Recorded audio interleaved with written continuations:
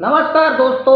एक दिल दहला देने वाली खबर सामने निकल कर आई है दिल्ली के मानसरोवर सरोवर पार्क से।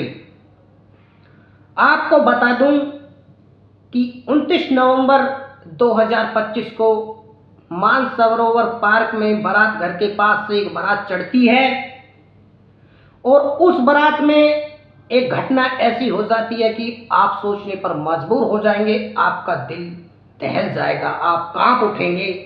ऐसी घटना हो जाती है उस बारात में। तो आइए आपको पूरी जानकारी के बारे में बता देता हूं, उस बारात में क्या हुआ था, क्या घटना थी। बारात चढ़ती रहती है। साहिल नाम का एक व्यक्ति पास ही के नाथुराम कॉलोनी में रहता था। छोटा सा बच्चा था, मात्र 14 साल का, और वो उस बारात में पैसे लूटने चला जाता था। पैसे लूटने अपने दोस्तों के साथ, अपने भाई के साथ वहां चला गया। और जाने के बाद जैसे ही वो वहां पर पैसे लूट रहा था तो एक एक निर्दयी व्यक्ति, बहुत ही गंदी सोच का व्यक्ति वहां पैसे पखेरता है। और उसका नाम मदन गोपाल तिवारी है। 41 साल उसकी उम्र है और CISF का वो जवान था। होता क्या है, जैसे ही साहिल नाम का जो 14 साल का बेचारा, बहुत ही अच्छा बच्चा, या कह लो कि आज इस दुनिया में नहीं है बेचारा, वो वहां पर पैसे लूटता है। और वो पैसे लूटते लूटते इस आदमी के, जो ये जवान था CISF का, इसके सामने आ जाता है। और ये आदमी पकड़कर उसे पहले तो पीटता है। और पीटने के बाद भी जब इस निर्दयी व्यक्ति का मन नहीं भरता है, ऐसे लोगों का मन नहीं भरता है, गंदी सोच के लोगों का मन नहीं भरता है, तो उसे गोली मार देता है तुरंत ही। और गोली मारने के बाद उसे वहां पर कुछ लोग अस्पताल में लेकर जाते हैं। और अस्पताल में ले जाने के बाद वहीं का एक अस्पताल था, आपको बता देता हूं, डॉक्टर हेडगेवर अस्पताल दिल्ली में ही उसे वहां पर भर्ती किया जाता है। और अस्पताल में साहिल को मृत घोषित कर दिया जाता है। कितनी बड़ी दुख की बात है कि एक गरीब बालक को एक बारात में गोली मार दी जाती है। छोटी सी बात के लिए अगर तुम्हें पैसे बिखेरने हैं तो गरीब बच्चे तो चुगेंगे ही, या गरीब बच्चे तो उठाएंगे ही। अगर तुम्हारी औकात नहीं है पैसे बिखेरने की, किसी को मारने की औकात है, तो ऐसे कर्म क्यों करते हो।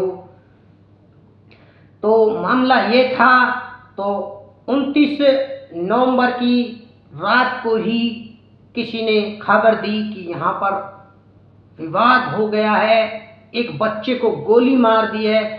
तो तुरंत दिल्ली के वहाँ के क्षेत्र के DCP प्रशांत गौतम आते हैं और सबको वहाँ पर अस्पताल में कब्जे में लेते हैं और आरोपी को गिरफ्तार करते हैं। और उसे फिर आप समझ ही सकते हैं कि आगे की कार्रवाई क्या होती है। तो यहाँ पर कहना यही है दोस्तों कि बहुत ही गलत हुआ है उस बच्चे के साथ। और ऐसे लोगों को पहले तो नौकरी से निकालना चाहिए और ऐसे लोगों को फांसी की सजा होनी चाहिए। ये मदन गोपाल तिवारी नाम के व्यक्ति को वाकई में फांसी की सजा होनी चाहिए और इसे टर्मिनेट करना चाहिए, इसकी नौकरी को ख़त्म करना चाहिए। जिसने उस बच्चे पर थोड़ी सी भी दया नहीं दिखाई, मात्र एक छोटी सी बात के लिए उसे पीटा, मारा और गोली मार दी गई। आज आप देख सकते हैं कि दिल्ली में कानून व्यवस्था की क्या स्थिति है, किसी को भी कैसे भी गोली मार दी जाती है। और मैं बात दोस्तों बस यही कहना चाहता हूँ कि जो गरीब बच्चे होते हैं, अगर वो भी तुम्हारी तरह ही सक्षम होते हैं तो वे किसी की बारात में या झुग्गी झोपड़ी में क्यों रहेंगे। वो अपनी गरीबी की वजह से ही तो झुग्गी झोपड़ी में रहते हैं। लेकिन इतना भी निर्दयी नहीं होना चाहिए कि तुम छोटी सी बात पर उसको पीटते हो, मारते हो और गोली मार देते हो। लेकिन क्या करें, गरीबी के कारण ही ऐसा हाल होता है। नाथुराम कॉलोनी में साहिल और उसका भाई और उसके माता पिता रहते थे। आज साहिल इस दुनिया में नहीं है, उसका भाई है और उसके माता पिता हैं। उसके पिता ने बताया कि साहिल परचूने की दुकान पर काम करता था और शाम को शादी बारात में कहीं ना कहीं चला जाता था पैसे लूटने के लिए। और उसके पिता का नाम सिराजुद्दीन है। और 10 बजे की ये बात है जब बारात चढ़ती है, जब ये घटना होती है और मानसरोवर दिल्ली में ये घटना घट जाती है। और बहुत ही अफसोस की बात है दोस्तों, आज के दौर में भी लोगों की सोच कैसी है, लोगों की मानसिकता कैसी है।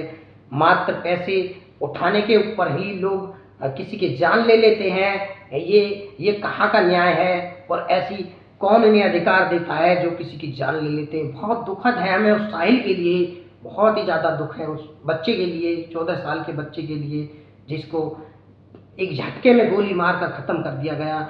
और ऐसे मदन गोपाल तिवारी ऐसों को तो नौकरी से निकाल कर और इनको फांसी की सज़ा होनी चाहिए। मैं ये मांग करता हूँ उस बच्चे के लिए।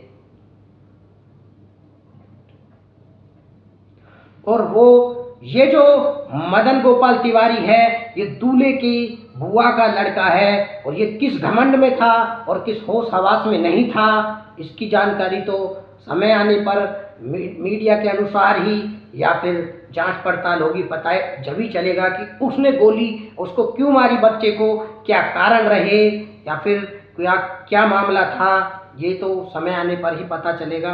लेकिन हमें ऐसा लग रहा है कि इतना बड़ा भी कोई मामला नहीं होगा, खाली पैसे उठा रहा होगा। तो गुस्से में किसी को दारू के नशे में ये सब चीज़ सहन नहीं होती, तो कोई किसी को पीट देता है, तो कोई किसी को जान से मार देता है, किसी की जान भी ले लेता है। ऐसा ही वाकया हुआ होगा वहाँ पर। और साहिल के लिए हमें बहुत दुख है, 14 साल के बच्चे के लिए। ऐसे वाक्य में बहुत ही अजीब और बहुत ही अलग हो जाते हैं। ऐसी घटनाएं झंझोड़ कर रख देती हैं दिल को और सिस्टम को हिला देती हैं। ऐसी घटनाएं वाक्य में